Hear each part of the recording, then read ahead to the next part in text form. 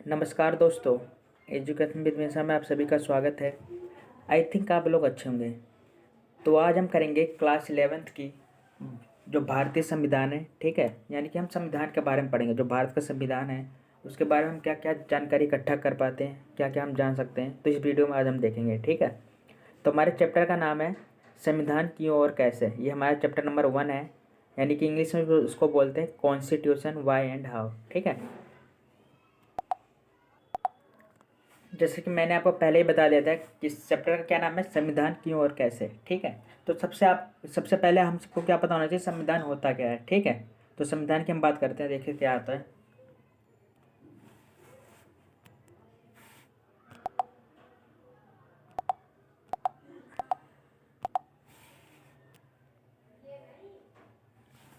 तो पहला क्वेश्चन हमारा है, संविधान किसे कहते हैं, ठीक।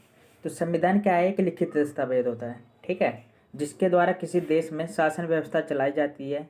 इसमें नियम, कायदे, कानून, सरकार की शक्तियाँ और अधिकार आदि के बारे में विस्तार से लिखा होता है, ठीक है। उसे हम क्या कहते हैं, संविधान कहते हैं, ठीक है। तो संविधान की हम बात करें, जैसे मान लो कोई स्कूल है, तो उस स्कूल को चलाने के कुछ क्या नाम होता है, रूल्स वगैरह होते हैं, ठीक है, नियम होते हैं कुछ। जैसे क्या नाम, बच्चों को टाइम पे स्कूल आना है, ठीक है। तो ऐसे क्या होता है, हमारा जो संविधान है, यानी किसी देश को चलाना है, तो एक संविधान क्या होता है, बुक होती है, ठीक है। उसके अंदर क्या, किसी देश को चलाने के लिए क्या क्या नियम होने चाहिए, कानून होने चाहिए, कायदे होने चाहिए, और सरकार की जो शक्तियाँ वगैरह होती है उसके बारे में हमें पता चलता है, ठीक है। तो इसे हम क्या कहते हैं, संविधान कहते हैं, ठीक है दोस्तों। आगे देखते हैं हमारा नेक्स्ट क्वेश्चन क्या है।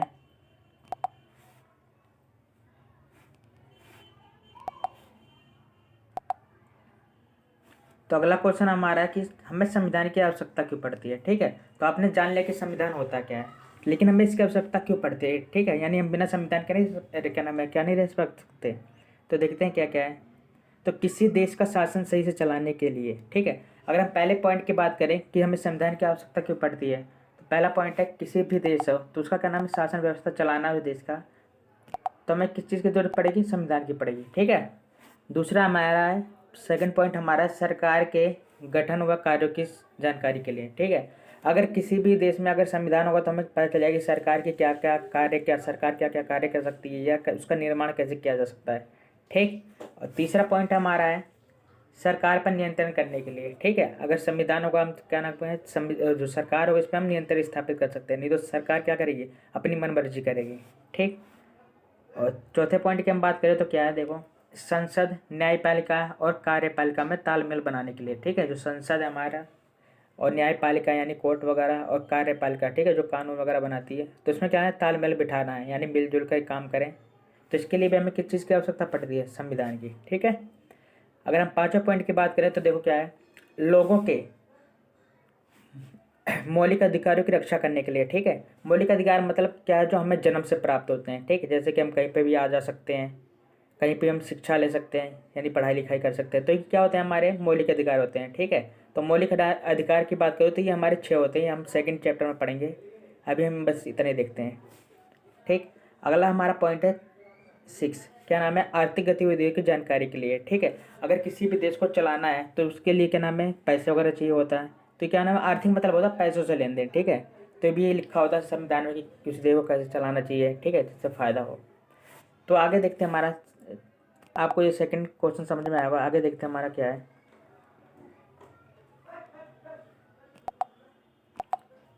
आगे हम देखते हैं हमारा क्वेश्चन नंबर 3 क्या है, देखो, एक आदर्श संविधान में क्या क्या बातें होनी चाहिए, ठीक है। अगर जो आदर्श मतलब होता है अच्छा, ठीक। तो कोई संविधान है उसमें क्या क्या बातें अच्छी होनी चाहिए, मतलब क्या क्या होना चाहिए, तो हम देखते हैं।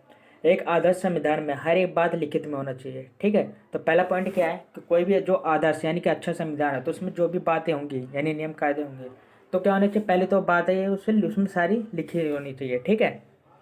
अगला है, संविधान लोगों के हित के लिए कार्य करता है, ठीक। जो संविधान का कार्य क्या होता है कि सभी के हित के लिए, यानी सभी के कल्याण के लिए कार्य हो। ऐसा ना हो कि एक व्यक्ति का अच्छा हो रहा है, दूसरे का बेकार हो रहा है, मतलब सभी के लिए अच्छा काम होना चाहिए, ठीक। वो पूरे लोगों की बात करते एक तरफ से। आगे क्या है, संविधान में समवर्ती का अधिकार है तथा सरकार पर नियंत्रण भी करता है, ठीक है। जैसे कि आपको मैंने पहले बता दिया कि संविधान क्या करता है, सरकार की जो कार्य शक्ति है उस पर नियंत्रण करता है एक तरफ से, ठीक। आगे देखते क्या है, तो देखते हैं इसके कुछ पॉइंट हम देख लेते हैं, कुछ बातें देख लेते हैं, ठीक है, संविधान के, आदर्श संविधान के। तो पहला पॉइंट हमारा क्या है,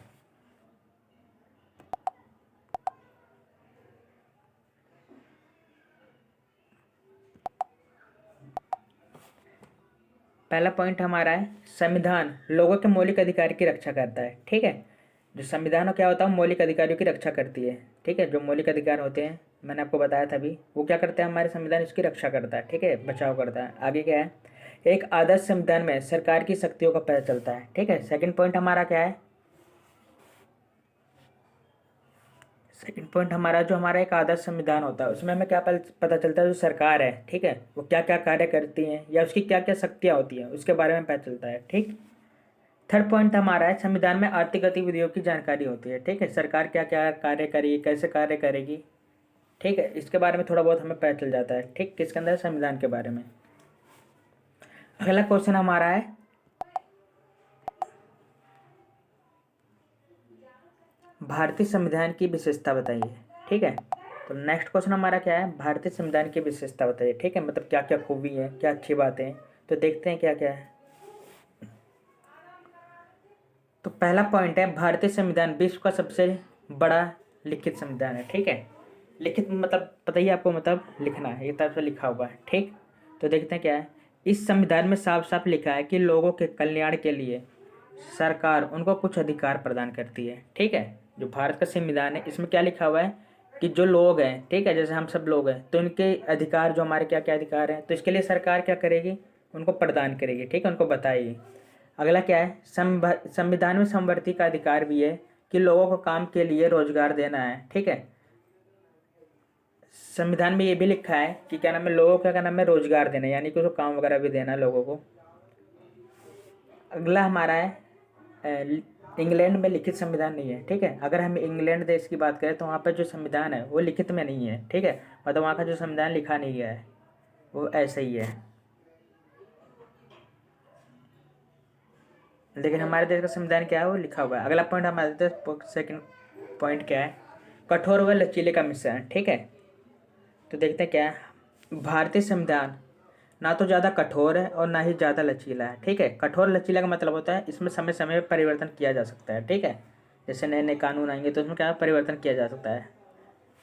अमेरिका का संविधान कठोर है, ठीक है, क्योंकि वहाँ के संविधान में सुधार जल्दी नहीं होता है। कठोर क्यों है जो अमेरिका का संविधान, क्योंकि वहाँ का जो संविधान है उसमें जल्दी सुधार नहीं किया जाता, मतलब बदलाव नहीं किया जा सकता है, ठीक है। तो इसलिए क्या है, वो कठोर है, वह संविधान में जल्दी बदलाव नहीं करते हैं, ठीक। वहाँ पर राष्ट्रपति होता है, जैसे हमारे देश में क्या होता है, प्रधानमंत्री, वैसे वहाँ पे क्या होते हैं, राष्ट्रपति होते हैं, ठीक है। और इंग्लैंड का संविधान लचीला है क्योंकि इसमें सालों से ही एक ही प्रशासन चलता है, इसमें बदलाव किए जा सकते हैं, ठीक है। जो इंग्लैंड का संविधान क्या है, वो लचीला है, यानी कि इसमें परिवर्तन किया जा सकता है। और कई बातों को ध्यानपूर्वक संविधान में नई नीतियों का गठन भी किया जाता है, ठीक। जैसे कि मैंने अभी पहले बताया था, अगर नई नई कानून वगैरह आएंगे, अच्छी बातें होंगी, तो उसको क्या करेंगे, हम संविधान में लिख लेंगे, ठीक है। आगे हमारा संविधान में बार बार बदलाव किए जाते हैं, जो वहाँ का संविधान होता है इंग्लैंड का, उसमें बदलाव होते रहते हैं। भारत का संविधान दोनों के बीच का है, ना ज़्यादा कठोर और ना ही ज़्यादा लचीला, ठीक है। अगर हम भारत के संविधान की बात करें तो क्या है, ना ही ज़्यादा कठोर है ना ज़्यादा लचीला है, यानी कि इन दोनों के बीच का है, यानी कि इसमें क्या होता है, समय समय में बदलाव किया जा सकता है, ठीक है, जो भारत का संविधान है। आपको इतना समझ में आया होगा, आगे देखते हैं हम।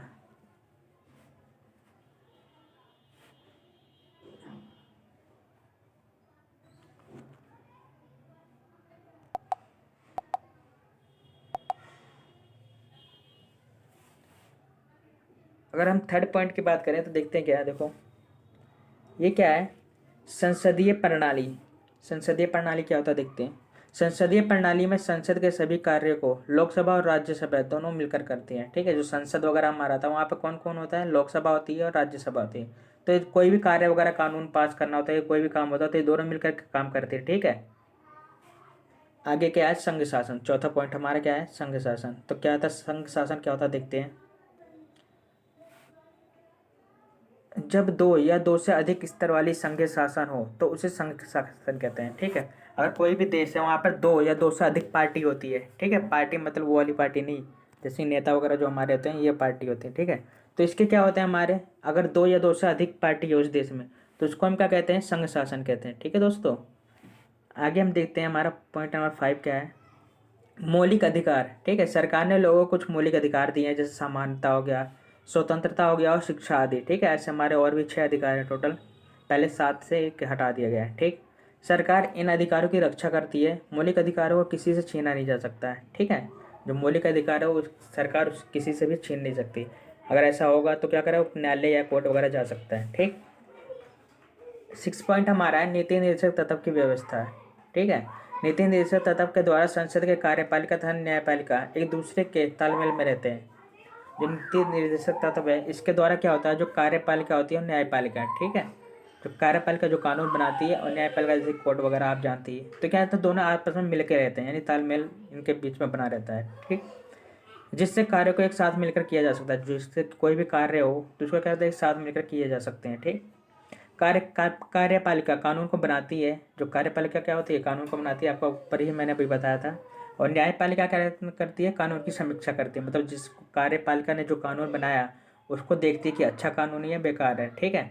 अगर बेकार होता है क्या करती है, वो हटा देती है, कौन, न्यायपालिका। और अच्छा होता तो उसको पास कर दिए जाते हैं, यानी कि वो कानून बन जाता है। तो आगे देखते हैं, जिससे दोनों का तालमेल बना रहता है। इसके कारण क्या होता है, दोनों में तालमेल बना रहता है, ठीक। तो अगला पॉइंट हमारा क्या है, देखो, सबसे सफल संविधान, ठीक है। जो भारत का संविधान है वो सफल संविधान है। सब मतलब है जब से ये बना है तब से ये चला आ रहा है, ठीक है। यानी कि इसमें बदलाव तो किया गया है लेकिन ये हटाया नहीं गया है। लेकिन और भी बहुत सारे ऐसे देश हैं जहाँ का संविधान बदलाव मतलब उसमें बदलाव तो हुआ है लेकिन वो हटा भी दिए गए, उसके जगह नए संविधान आ गए। लेकिन भारत का संविधान क्या है, जब से बना है वैसे का वैसे चला आ रहा है। तो ये भारत का संविधान सबसे क्या है, सफल संविधान है। भारतीय संविधान दुनिया का सबसे सफल संविधान है, अर्थात ये जब से बना है तब से वैसे का वैसे चला आ रहा है, ठीक है दोस्तों। इतना आपको समझ में आया हुआ, आगे देखते हैं हम क्या है।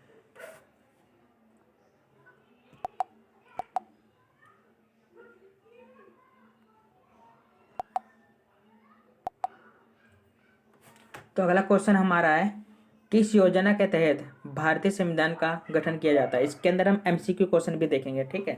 तो भारतीय संविधान का जो गठन किया गया था यानी बनाया गया था, तो कौन सी योजना थी, ठीक है, जब बनना शुरू हुआ था, तो वो थी हमारी कैबिनेट योजना, ठीक है। ये एक नंबर में आपसे क्वेश्चन पूछे जा सकते हैं। आगे हमारा क्वेश्चन है, भारतीय संविधान सभा के लिए चुनाव कब हुए थे, ठीक है। जो पहला चुनाव हुआ था भारतीय संविधान सभा में, मतलब भारत का जो संविधान हुआ था उसके लिए चुनाव जो सबसे पहले हुआ था वो कब हुआ था, जुलाई 1946 में हुआ था, ठीक है। जो हमारा पहला चुनाव हुआ था कब हुआ था, जुलाई 1946 में। ये किसके लिए होता है, भारतीय क्या नाम है, संविधान सभा के लिए हुए थे, ठीक। आगे देखते हैं हमारे क्वेश्चंस, देखो